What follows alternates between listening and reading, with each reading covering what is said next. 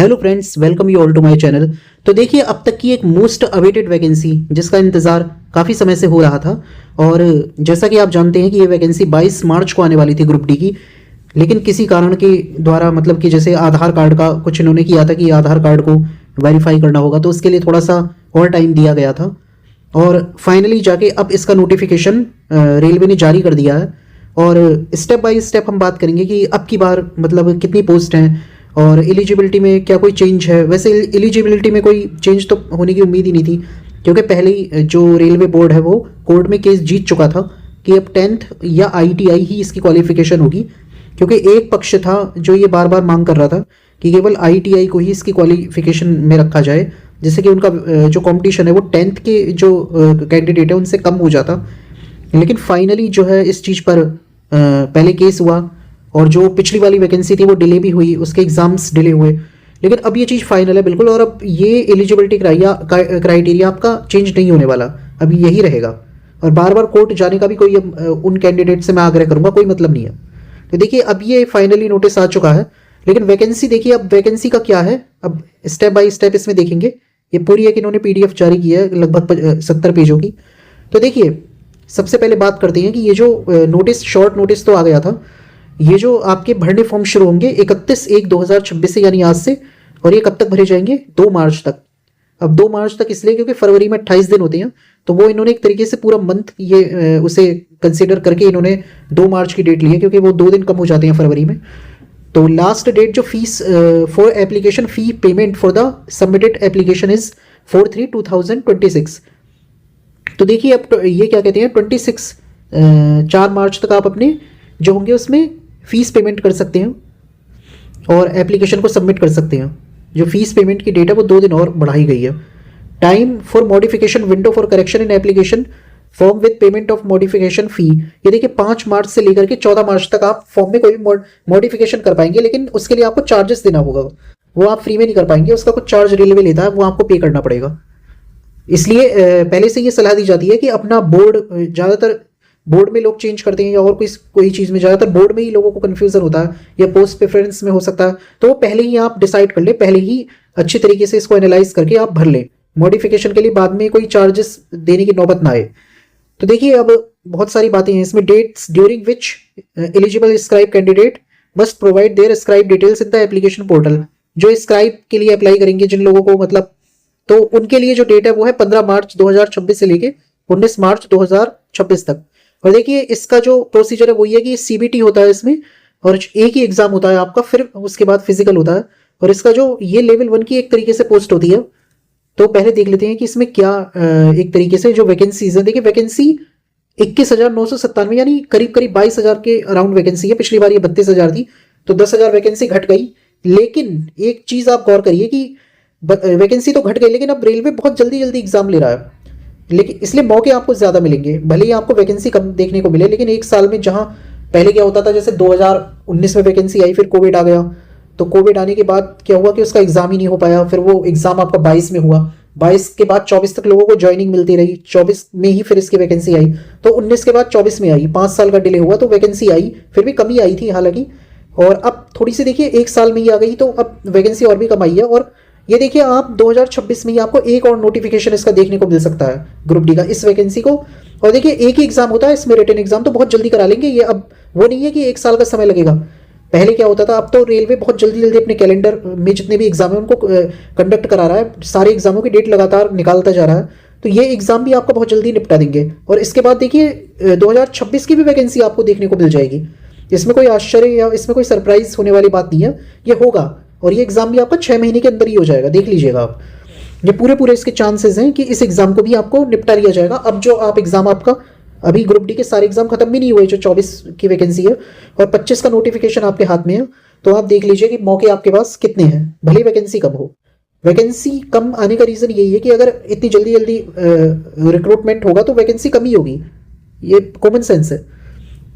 तो ये आप देख सकते हैं कि इसमें प्रोसीजर क्या है कि फिल करने का। देखिए, प्रोसीजर में कोई खास ऐसा वो नहीं है, जैसे पहला होता था सेम टू सेम वैसा ही है। एज रिलैक्सेशन 18 से 33 साल की एज है, और 5 साल का रिलैक्सेशन जो मिलता है वो SC कैंडिडेट को, और 3 साल का OBC कैंडिडेट को मिलता है। इनिशियल पे इसमें 18,000 है, उसमें अलाउंस वगैरह लग के जो सैलरी आपकी करीब करीब 35,000 या 33,000 के आसपास बन जाती है। और मेडिकल स्टैंडर्ड की बात जो होगी वो आगे होगी, किस पोस्ट के लिए कौन सा मेडिकल स्टैंडर्ड चाहिए और कौन कौन से मेडिकल स्टैंडर्ड है, पहले तो ये है इसमें मेंशन, और फिर किस पोस्ट के लिए कौन सा मेडिकल स्टैंडर्ड है ये भी मेंशन है। तो मेडिकल स्टैंडर्ड का देखिए काफ़ी इसमें इंपॉर्टेंट रोल हो जाता है। रेलवे की जॉब बेसिकली की फिटनेस से रिगार्डिंग होती है, आंखों की फिटनेस होती है और बॉडी की फिटनेस भी इसमें, क्योंकि काम ही ऐसा होता है ग्रुप डी का, थोड़ा सा फील्ड वर्क है। और तो मेडिकल स्टैंडर्ड का देखिए इसमें होता है काफ़ी सेफ्टी पर्पस से भी होता है, क्योंकि रेलवे में देखिए रेलवे की जो जॉब होती है वो एक बहुत सावधानी वाली करने की जॉब होती है, चाहे वो लोको पायलट हो चाहे वो स्टेशन मास्टर हो। मतलब दुर्घटना घटने में बिल्कुल समय नहीं लगता अगर आपने बिल्कुल भी लापरवाही बरती वहां काम करते हुए। तो मेडिकल स्टैंडर्ड आंखों का बेसिकली इसमें बहुत रोल होता है। और किसी जॉब से अगर आप कंपैरिजन करें इसे स्कूल की जॉब को, तो उसमें इतना इसलिए नहीं होता क्योंकि ये देखिए रिस्क वाली जॉब एक तरीके से होती है, आपके ऊपर जिम्मेदारी होती है लोगों की सेफ्टी की, इसलिए ऐसा है। तो देखिए अब इसमें जो होगा सीबीटी होगा, फिर इसमें फिजिकल टेस्ट होगा, डॉक्यूमेंट वेरिफिकेशन होगा, मेडिकल एग्जाम आपका लिया जाएगा। तो बहुत सारी इसमें प्रोसीजर से गुजरना पड़ता है कैंडिडेट को। और देखिए हर उसका जो मेडिकल स्टैंडर्ड है वो भी अलग अलग है, हर पोस्ट का मेडिकल स्टैंडर्ड जो होता है वो अलग अलग है, उसको तो हम देखेंगे ही। खैर ये आगे उसमें मेंशन इन्होंने क्या किया हुआ है। और देखिए अपनी जो आपको फिल करनी है डिटेल्स वो बहुत ही केयरफुली करनी है, क्योंकि आगे का जो प्रोसीजर होगा जब आप सेलेक्ट होंगे तो वो उसी आधार पे होगा जो आपने फिल किया। अगर फॉल्स कोई भी आपने ऐसी इंफॉर्मेशन दी है उसमें, candidate must go through the requirement of educational qualification, age, medical standard etcetera and satisfy themselves that they are eligible for the post. The certificate documents in support of their educational qualification and age, caste category etc. shall be short at the time of document verification. जो भी certificate होंगे ये सारी चीजें जो होंगी आपको document verification के टाइम पर दिखानी होंगी। तो आप अच्छे से इंश्योर कर लें कि आपके पास सर्टिफिकेट है या नहीं है। अब क्या होता है देखिए, एक बात मैं अपने आपको एक्सपीरियंस से बताऊंगा। हालांकि मांगा तो ओबीसी का सर्टिफिकेट तो देखिए सेंटर का ही इसमें चलेगा, क्योंकि ओबीसी जो कैटेगरी होती है उसकी बहुत सारी ओबीसी में जो ऐसी कास्ट हैं तो वो किसी स्टेट में ओबीसी कंसीडर की जाती है, किसी में नहीं की जाती, तो उन्हें सेंटर का ओबीसी सर्टिफिकेट बनवाना होगा। एससी को भी सेंटर का ही बनवाना चाहिए, लेकिन अगर बाई चांस एससी की स्टेट के सर्टिफिकेट को भी कंसीडर कर लिया जाता है नॉर्मली, क्योंकि क्या होता है एससी कास्ट हर जगह हर स्टेट में एससी होती है, तो वैसे तो खैर सेंटर का बनाने की सलाह दी जाती है। लेकिन कई बार ये देखा गया है, क्योंकि मेरे ही एक रिलेटिव थे तो उनका लड़का उसमें सेलेक्ट हुआ था, तो उसका उन्होंने वो भी मान्य कर लिया था एससी कैटेगरी के लिए। तो ये सारी चीज़ें देखिए ये तो बताया जाता है, लेकिन जब बाद में डॉक्यूमेंट वेरिफिकेशन होता है तो बहुत सारी ऐसी छोटी छोटी चीज़ें होती हैं जो अपने एक्सपीरियंस से मैं आपको बता रहा हूँ। और जितने भी जो एज रिलैक्सेशन के लिए देख रहे हैं या फिर, तो उनको वो सारे सर्टिफिकेट आपके दिखाने होंगे, चाहे वो ओबीसी का हो, ईडब्ल्यूएस का हो, पीडब्ल्यू का हो, फिजिकल हैंडीकैप्ड का हो, या और किसी ऐसी जो होती है उसका हो, मेडिकल फिटनेस का हो, ये सारे आपको प्रॉपर वे में बनवाने पड़ेंगे। मतलब the lower and upper age limit prescribed for each post are indicated. देखिए लोअर एज लिमिट और सारी बातें हो गई हैं कि 18 साल, वो तो खैर, और हर कैटेगरी के लिए, ओबीसी के लिए अलग। RRB RRC will not entertain any request for change of mobile number and email. एक बार अगर आपने रजिस्टर कर लिया अपने मोबाइल से और ईमेल से, फिर आप उसे चेंज नहीं कर पाएंगे। कोई भी आपकी ऐसे रिक्वेस्ट को आरआरबी एक्सेप्ट नहीं करेगा, और ऑनलाइन ही आप कर सकते हैं, इसमें और कोई तरीका एप्लीकेशन करने का नहीं है। कैंडिडेट जो मॉडिफाई अपनी डिटेल कर सकते हैं in create an account from including mobile number, लेकिन मोबाइल नंबर और ईमेल आईडी नहीं बदल सकते, उसी ईमेल आईडी से कर सकते हैं दोबारा। मतलब देखिए मोबाइल नंबर और ईमेल आईडी एक बार करने का यही मतलब है कि आप एक ही उसमें मल्टीपल आप फॉर्म नहीं भर रहे। अगर आपने दूसरी ईमेल आईडी से दूसरा भी भर दिया तो वो मल्टीपल माना जाएगा और वो दोनों ही आपके कैंसिल होंगे। तो इसलिए एक ईमेल आईडी और एक मोबाइल नंबर का इसमें दिया गया है। अब आप अगर कोई डिटेल नहीं फिल कर पाते, कोई गलत आपसे हो गई भूल चूक, तो उसके लिए मॉडिफिकेशन का प्रावधान है। लेकिन दूसरे मोबाइल नंबर या दूसरी ईमेल आईडी से दूसरा फॉर्म आप ना भरिए। तो वो आपको, या आपने सोचा कि एक जोन से मैं भर देता हूँ, दूसरे जोन से दूसरी आईडी से, ऐसा बिल्कुल भी मत करिएगा, वरना कैंसिल होगा वो। यहाँ पर देखिए आप आधार से वेरीफाई करना होगा। ये सारी चीज़ें उन लोगों को पता है जो पहले रेलवे का फॉर्म भर चुके हैं। जो नए लोग होंगे उन्हें पहले एक अकाउंट बनाना होगा रेलवे पे अपना, उसे वेरीफाई करना होगा आधार से, फिर वो आपका अकाउंट हमेशा आपकी जितनी भी आगे वैकेंसी निकलेंगी सब में वही लागू होगा। जो पुराने कैंडिडेट हैं वो इस बात को समझते हैं कि एक बार की बनाने से ही आगे उनका चल रहा होगा सारा कुछ, और उसमें ही उनकी सारी डिटेल आती है कि फॉर्म एक्सेप्ट हुआ या रिजेक्ट हुआ। During the online application candidate will be asked to create an account. ये देखिए ये सारी चीज़ें वही हैं। तो ये बहुत बड़ी एक नोटिफिकेशन है इसमें। जो मेन पॉइंट मैं आपको बता देता हूँ, जो क्या कहते हैं काम की बातें हैं इसमें, वरना नोटिफिकेशन तो देखिए बहुत लंबा है ये। स्टेजेस ऑफ एग्जाम आपको पता ही है, सब जानते हैं कि एक बार होता है, फिर फिजिकल होता है, कॉल लेटर वगैरह जो होते हैं वो वेबसाइट पे आते हैं। शॉर्ट लिस्टिंग जो होती है, PET shall be done at the rate of 3 times. मतलब ये होगा कि जब आप इसको रिटन एग्जाम को क्लियर करेंगे तो जो फिजिकल एग्जाम होगा उसमें जो रेशियो होगा वो 1:3 का होगा, यानी कि एक पोस्ट होगी तो 3 कैंडिडेट को बुलाया जाएगा, but at the time of document verification वो रेशियो 1:1 का हो जाएगा। यानी फिजिकल के बाद फिर आप सिलेक्टेड मानिए, अपने आप को सिलेक्टेड ही मानिए, क्योंकि 1:1 का रेशियो, 1 पोस्ट 1 कैंडिडेट को बुलाया यानी पोस्ट आपकी हो गई, आप रिक्रूट हो गए। ये फॉर्मेलिटी होगी क्या कहते हैं डॉक्यूमेंट वेरिफिकेशन की और मेडिकल की। इसमें भी आपको वैसे तो खैर मेडिकल में आपको फिट दिखाना है, लेकिन रेशियो 1:1 का होगा, और अगर कोई कैंडिडेट फिट नहीं होता वो सीट उसकी खाली हो जाएगी, वो किसी और को नहीं दी जाएगी, फिर वो वेटिंग में जाएगी या जो भी होगा उसका। लेकिन कहने का ये मतलब है कि फिजिकल जो टेस्ट होगा उसके समय रेशियो 1:3 का, और short listing of candidate for DV के लिए रेशियो 1:1 का। नेगेटिव मार्किंग जो होती है वो 1/3 की होती है, 3 क्वेश्चन अगर गलत है तो 1 नंबर कट जाएगा। और ये सारी चीजें देखिए फोन आप लेके नहीं जा सकते, तो खैर सब जानते ही हैं। जर्नल इंस्ट्रक्शंस क्या है इसमें, आपको सारी चीजें एक तरीके से इंश्योर करनी है, अपनी सारी एलिजिबिलिटी वगैरह सब कुछ सही से देख लेना है, और जैसा 10th की मार्कशीट में आपके माता पिता का नाम है या आपका नाम है वैसा ही आपको इसमें फिल करना होगा। However candidate having only ITI NSE qualification can enter these detail name father age per their ITI। अब कुछ लोग ITI करते हैं 10th की जगह, तो वो ITI में जो सर्टिफिकेट है उसके हिसाब से लिखेंगे सारी चीजें। ये candidate must ensure that they upload a live image of themself. और सबसे बड़ी बात जो नए हैं उनके लिए मैं बता देता हूँ, पुराने वालों को तो खैर पता ही होगा क्योंकि बहुत सारे फॉर्म वो भर चुके हैं तो उन्हें एक्सपीरियंस है। अब लाइव फोटो ही आपको अपने फोन से खींचनी होती है, उसका जब आप देखेंगे उसे खोल के, जब आप आगे का प्रोसेस फिल करेंगे फॉर्म में तो वो बन के आएगा, और उसमें क्या कहते हैं मैसेज आता है, उस पर आप क्लिक करेंगे तो आपको पल के झपकाने के लिए बोलेगा, बैकग्राउंड को सही करने के लिए बैकग्राउंड को सफेद रखने के लिए बोलेगा, वरना फोटो नहीं खींचती है। तो ये सारी चीजें होंगी जब आप उसका लाइव फोटो ही खींचेंगे। पहले से अपलोड की गई फोटो का इसमें कोई वो नहीं रहा रेलवे में।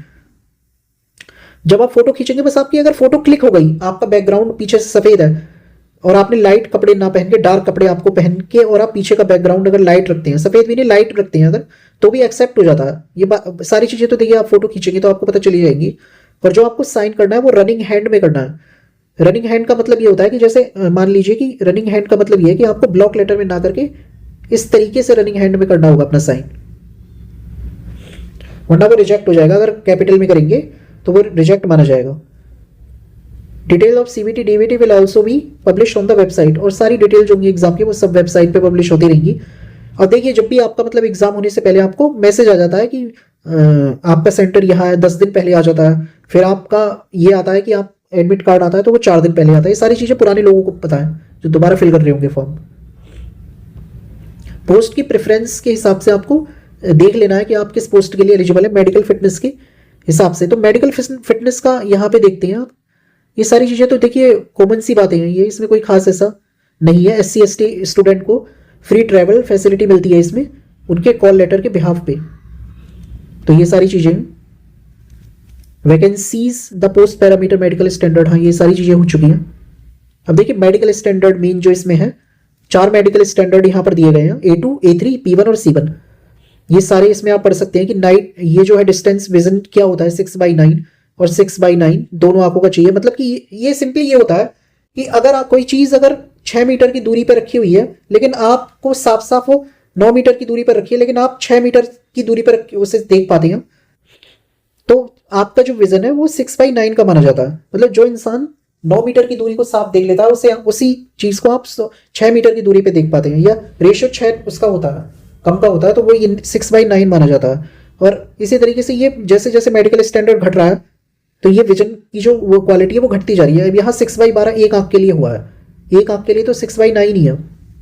और C में जाएंगे तो ये सारी चीजें देखो हम डिटेल में बता देंगे आपको, इसमें ऐसा कोई खास नहीं है। ज़्यादातर ये है कि A1 A2 जो है उनके लिए थोड़ा मेडिकल स्टैंडर्ड ठीक है, बाकी ये जो C1 है ये तो खैर इतना इसमें तो चल जाता है, बहुत कुछ चश्मा वगैरह भी चल जाता है इसमें। तो ये सारी चीजें हो गई। अब देखिए इंडिया का सिटीजन हो, नेपाल का सिटीजन हो, भूटान का सिटीजन हो, और जो एक 1962 से यहाँ पे हो परमानेंट सेटल हो, वो भी कंसिडर किए जाएंगे। तो ये एज लिमिट तो आपको पता ही है 18 से 33 साल, और जो एज होगी वो 1/1/2006 से काउंट होगी। यूआर और ईडब्ल्यूएस के जो कैंडिडेट हैं उनके लिए तो ये होता है कि नहीं, उनको कोई छूट नहीं मिलती एज में। तो 2/1/1993 से अगर वो बाद पहले पैदा हुए हैं तो उनको नहीं कंसिडर किया जाएगा। और अगर ओबीसी वाले जो क्रीमी लेयर में आते हैं वो 2/1/1990 से पैदा हुए हैं, पहले पैदा हुए हैं, तो वो नहीं कंसिडर किए जाएंगे। और एससी के लिए 2/1/1988, मतलब इनको 3 साल का रिलैक्सेशन और इनको 5 साल का रिलैक्सेशन, इनको कोई रिलैक्सेशन नहीं है। 1/1/2008 के बाद अगर कोई कैंडिडेट पैदा हुआ है तो वो इसके लिए एलिजिबल नहीं माना जाएगा, क्योंकि उसकी एज छोटी है अभी, वो 18 साल से कम। और देखिए कम्युनिटी कैटेगरीज के लिए यहाँ पे मेंशन कर दिया कितना रिजर्वेशन है, ये तो मैंने आपको बता ही दिया वैसे भी। बेंचमार्क डिसेबिलिटी, ये सारी चीज़ें उन लोगों के लिए हैं जो थोड़े से और डिसेबल हैं। 13 साल रिलैक्सेशन इन अपर एज लिमिट 15 साल का, 40 साल का उनको है जो कि ग्रुप सी में काम कर रहे हैं, east while group D railway staff and submitted and have put in minimum 3 year of service और इन ब्रोकन स्पेल्स। देखिए इसे ये है कि अगर कोई व्यक्ति पहले से इसमें रिक्रूट है तो 3 साल की सर्विस अगर वो कंप्लीट कर चुका है तो उसको और 45 साल का मिल जाएगा, मतलब रिलैक्सेशन 45 साल तक वो अप्लाई कर पाएगा, मतलब रिलैक्सेशन नहीं, उस मतलब 45 की एज तक कर पाएगा। और इनको ये है कि इनको 13 साल की छूट मिल जाएगी। कैंडिडेट हु आर वर्किंग, ये सारी चीज़ें अब देखिए मेन बात पे हम एजुकेशनल क्वालिफिकेशन आपको पता ही है जो कि उसमें दी गई है 10th या ITI, और 500 रुपये की ये फीस है for all candidate who belong to SC ST, जो भी SC ST हैं, PWD हैं, फीमेल कैंडिडेट हैं, उनके लिए जो फीस है वो 250 की फीस है। Only candidate who appear in CBT will get A refund. और देखिए अगर आप CBT में एग्जाम में अपीयर हो जाती हैं तो वो आपकी फीस रिफंड भी हो जाएगी, अगर आपने एग्जाम छोड़ दिया तो नहीं होगी। मोड ऑफ फी पेमेंट केवल ऑनलाइन से होगा, ये सब आपको पता है, आजकल हर फॉर्म ऑनलाइन होता है, ये कोई खास ऐसी कोई बात नहीं है। और देखिए EBC के लिए, इकोनॉमी की बैकवर्ड क्लास के लिए कुछ क्राइटेरिया है, जैसे कि those whose annually family income is less than 50,000 are eligible. अच्छा, 50,000 से अगर उनकी एनुअल इनकम कम होगी तभी वो माने जाएंगे। और जो सर्टिफिकेट्स होंगे उन पे डिस्ट्रिक्ट मजिस्ट्रेट की साइन होनी चाहिए, या revenue officer up to rank level of tahsildar, मतलब तहसीलदार के लेवल का कोई रेवेन्यू ऑफिसर हो, उससे नीचे ना हो, या sitting member of parliament of Lok Sabha.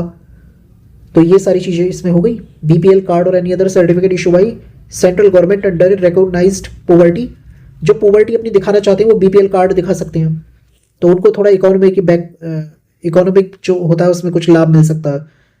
तो ये सारी चीज़ें हो गई। रिफंड फीस का मिलेगा, वर्टिकल रिजर्वेशन, बहुत सारी इसमें है। अब देखिए जो मेन है, बहुत सारी चीज़ें हैं इसमें तो, लेकिन जो काम की बातें हैं वो देख लेते हैं।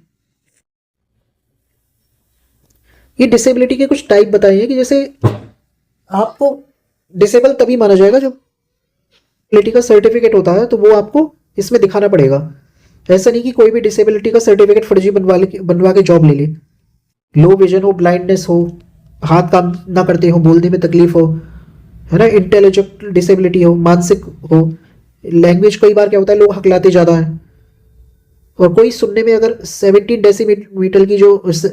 डेसिबल की जो साउंड होती है उसके रिलेटेड है, तो ये सारी डिसेबिलिटी में आती है। और इनका एक अलग से चेक होता है, मेडिकल चेक होकर उसका सर्टिफिकेट बनके वो सबमिट होता है, तब आपको डिसेबल कंसिडर किया जाएगा। ये सारी है इसमें। तो ये तो हो गई मोटी मोटी बातें। अब इसमें देख लेते हैं काम की बातें, बहुत लंबा इसका नोटिफिकेशन है। CBT का एक तरीके से आपको ये बता दिया गया है कि 25 नंबर की जनरल साइंस आएगी, मैथ भी 25 की होगी, जनरल इंटेलिजेंस रीजनिंग 30 नंबर की होगी, जनरल अवेयरनेस और करंट अफेयर्स 20 मार्क्स का होगा। ये सारी चीज़ें यहाँ पे मेंशन है, और सिलेबस मेंशन है। मैथ का क्या होगा, जनरल इंटेलिजेंस रीजनिंग, वही सारा सिलेबस है जो आमतौर पे पूछा जाता है। और अब फिजिकल टेस्ट के बारे में बताया गया है कि मेल कैंडिडेट और फीमेल कैंडिडेट दोनों का अलग अलग है। Should be able to lift and carry 35 kg of weight for a distance of 100 metres in 2 minutes. और देखिए 35 किलो का वेट लेकर आपको 100 मीटर की डिस्टेंस इसमें जानी है 2 मिनट में, एक ही चांस में, without putting the weight down, मतलब वेट आपका गिरना नहीं चाहिए। Should be able to run for a distance of 1000 metres, मतलब 1 किलोमीटर आपको दौड़ना है 4 मिनट 15 सेकंड में, आपको एक ही चांस में 1 किलोमीटर दौड़ना होगा। और जो फीमेल कैंडिडेट है उनको 20 kg का वेट है उनके लिए, मतलब यहाँ पे 35 लेकिन यहाँ पे 20 है, और उनको 100 मीटर की जो डिस्टेंस है 2 मिनट में जल्दी होगी, मतलब डिस्टेंस वही है, टाइम वही है, लेकिन वेट कम है। और जो रनिंग है उनकी वो 1 किलोमीटर की रनिंग उन्हें 5 मिनट 40 सेकंड पे करनी होगी। यहाँ 4 मिनट 15 सेकंड, तो यहाँ 5 मिनट 40 सेकंड, मतलब 1 मिनट और 25 सेकंड का फर्क है। प्रेग्नेंट लेडीज के लिए कुछ अलग से होता है। Self declaration indicating about her pregnancy status shall be submitted by her. In case she declare that she is not pregnant then she may be allowed to participate in the PET. ये है, ये pregnant के लिए। देखिए transgender के लिए भी इसमें कुछ है। तो ये सारी चीजें मेन मोटी मोटी हो गई। नॉर्मलाइजेशन होता है, कई शिफ्ट्स में एग्जाम होते हैं तो नॉर्मलाइजेशन भी होता है। कैंडिडेट को जो अपने सिग्नेचर करना होगा उसका ये फॉर्मेट बताया गया है कि ब्लैक पेन से होना चाहिए, ये उसका फाइल का साइज होना चाहिए, जेपीजी इमेज ही होनी चाहिए। ये सारी चीजें बहुत इजीली हम आपको बताएंगे जब आप फॉर्म भरेंगे। इसका एक ट्रिक होती है, शॉर्ट वीडियो के माध्यम से हम आपको बताने की कोशिश करेंगे। इसको बहुत इजीली आप कर सकते हो, इसमें कोई ऐसा कोई खास। सेकंड सिग्नेचर मस्ट बी, अच्छा scanned signature must be position, एक मतलब ये सारी चीजें देखिए उससे ही हो जाएंगी। ग्राउंड ऑफ रिजेक्शन, अगर आपने नॉन बैकग्राउंड यूज किया है, non white non black ink signature की है तो आपका रिजेक्ट होने के चांसेस हैं। देखिए फोटो में अगर आपका फोटो क्लिक हो जाता है, अगर आप फोटो खींचते हैं बैक तो क्लिक हो जाता है, फोटो के रिजेक्शन के चांस इतने नहीं होते जितने साइन के होते हैं। साइन आपको कैपिटल लेटर में नहीं करना है, ब्लैक इंक का ही प्रयोग करना है। तो साइन में देखिए आप ध्यान रखिएगा। SC ST for candidate requesting free travel pass, इनके लिए फ्री ट्रेवल पास जो है वो होता है। इसके लिए इनको सर्टिफिकेट अपलोड करना पड़ेगा फॉर्म भरते समय ही। अगर ये फ्री ट्रेवल पास नहीं लेना चाहते SC ST कैंडिडेट तो नहीं भरना पड़ेगा, बस डॉक्यूमेंट वेरिफिकेशन के टाइम पे आपको कास्ट सर्टिफिकेट दिखाना पड़ेगा। लेकिन अगर आप फ्री ट्रेवल करना चाहते हैं तो अभी से आपको ये फिल करना पड़ेगा, अपना फॉर्म वो देना पड़ेगा आपको। एलिजिबिलिटी फॉर स्क्राइब, ये मोटी मोटी चीजें हो गई। फिर से मोड ऑफ एप्लीकेशन सब बताइए। ई चालान नहीं होगा, ऑनलाइन ही फीस भरी जाएगी। वेरिफिकेशन सर्टिफिकेट, अब देखिए जोन के लिए ये हेल्पलाइन दी हुई है, कौन कौन से जोन है, ये सारे जोन की हेल्पलाइन है। और all candidate all communication regarding जो भी होगा उनकी ऑफिशियल वेबसाइट पे होगा। जिस जोन से आप भरेंगे उसी जोन के हेल्पलाइन पे ही आप कांटेक्ट करेंगे अगर आपको कोई क्वेरी है। डिसेबिलिटी के बारे में बताया गया है, कोड्स हैं उसके, जोन के कोड्स दिए हुए हैं, शॉर्ट कोड्स, शॉर्ट फॉर्म जो है, ये सारी एब्रीविएशन यूज जो होते हैं। ये फॉर्मेट दिया गया है SC ST सर्टिफिकेट का, इसी फॉर्मेट में आपको सेंटर का अपना सर्टिफिकेट बनवाना। लेकिन एक बात मैं बता दूं, अगर ये नहीं भी आपके पास अपने स्टेट का भी है तो वो भी चल जाता है। कई केसों में मैंने देखा वो चल गया। बेंगलोर में मेरे साथ का एक था, उसने अपना कराया था डॉक्यूमेंट वेरिफिकेशन, इसमें उसने कुछ गलती हो गई थी लिखने में, लेकिन उसके पास अपने स्टेट का भी तो वो उन्होंने लगा लिया था। SC के लिए बता रहा हूँ, OBC वाले जो होंगे उनके लिए नहीं होगा स्टेट का वैलिड, क्योंकि OBC की हर कास्ट अलग अलग स्टेट में अलग अलग कंसिडर हो सकती है। EWS का भी ऐसे ही फॉर्मेट है। ये सारी आपको फॉर्मेट दिए हुए हैं, इसी फॉर्मेट में इसी परफॉर्मा में आपको करना पड़ेगा। बाकी इसमें जो वैकेंसी है उनका मेडिकल स्टैंडर्ड जो इसका मेन वो है वो इसमें ये देखिए अब ये दे रखा है। इसमें जो जितनी भी पोस्ट है उनका मेडिकल स्टैंडर्ड दे रखा है, किस डिपार्टमेंट में है ये दे रखी है। पॉइंट्स जैसे पोस्ट पैरामीटर है 1 2 3 4 5 6 7 8, जो टोटल 14 पोस्ट है। और मेडिकल स्टैंडर्ड इसके 14 पोस्टों की आपकी गिवन है। Assistant SNT, assistant operation electrical, ये सारी है। मेडिकल स्टैंडर्ड भी देखिए B1 का।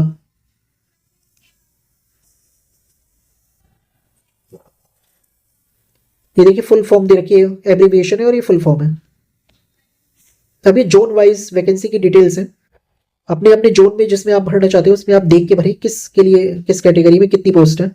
असिस्टेंट SNT है, ट्रैक मेंटेनर है, बहुत सारी चीजें इसमें है। मुंबई जोन है तो ये आपको अपने हिसाब से, और आपको देखिए ये इस बार वैकेंसी थोड़ी कम है तो जो आपको नजदीकी जोन लगे उसमें आप भर सकते हैं, क्योंकि ग्रुप डी की नौकरी मैं नहीं समझता कि बहुत दूर जाके करना उचित होगा। अपने घर से अगर आप जा सकते हैं तो बहुत अच्छी बात है वैसे, क्योंकि इतनी ज्यादा सैलरी इसमें नहीं बनती। Jaipur board, Ahmedabad board, railway Hubli, south eastern board, इसमें ज्यादा वैकेंसी नहीं है। Jabalpur board, Bhubaneswar board, south east Bilaspur, northern railway Delhi, Delhi देखिए नॉर्दर्न रेलवे की भी है। नॉर्दर्न रेलवे को न्यू दिल्ली लिख रखा है, वैसे चंडीगढ़ जोन भी बोल देते हैं इसे। तो ट्रैक मेंटेनर, इसमें देखिए इसमें पोस्ट है, ठीक ठाक है वैकेंसी इसमें। Chennai zone, Gorakhpur zone, north east frontier railway Guwahati, Kolkata, इसे मेट्रो कोलकाता भी बोला जाता है, ईस्टर्न कोलकाता, कोलकाता में देखिए कितने ईस्टर्न कोलकाता, यस। तो जोन देखिए सेंट्रल जोन मुंबई है। और देखिए वैकेंसी, देखिए अब आपको वैकेंसी कमी देखने को मिलेगी, क्योंकि अगर रिक्रूट अगर एक साल में 2 बार अगर होता है, या जल्दी जल्दी रेलवे अगर एग्जाम कंडक्ट करेगा तो वैकेंसी कमी निकालेगा। बाकी हम आपको ये भी बताएंगे, इस फॉर्म को भरने का पूरा प्रोसीजर आपको समझाएंगे, फोटो को किस तरीके से करना है, ये सारी बातें भी आपको समझाने की कोशिश करेंगे। तो अभी तक के लिए तो इस वीडियो में इतना ही था, मोटी मोटी जानकारी सब आपको मैंने दे दी, क्या क्राइटेरिया है और ये वैकेंसी क्यों इंपॉर्टेंट है। क्योंकि देखिए अब कुछ लोगों ने ग्रुप डी का एग्जाम दिया होगा इस बार, अगर उनका सिलेक्शन नहीं होता तो एक मतलब 6 महीने के अंदर दोबारा उनको मौका मिलना एक बड़ी बात है, भले ही वैकेंसी कम हो, और उसके भी 6 महीने बाद शायद तीसरा भी मौका मिल जाए। तो मिलते हैं आपसे अगली वीडियो में, इस बारे में चर्चा करेंगे कि फॉर्म भरते समय क्या सावधानी रखें, पोस्ट प्रेफरेंस क्या रखें, बहुत सारी चीजें हैं, सबकी जानकारी एक अलग वीडियो में फिर से चर्चा करेंगे। तो बने रहिए हमारे साथ, तब तक के लिए धन्यवाद।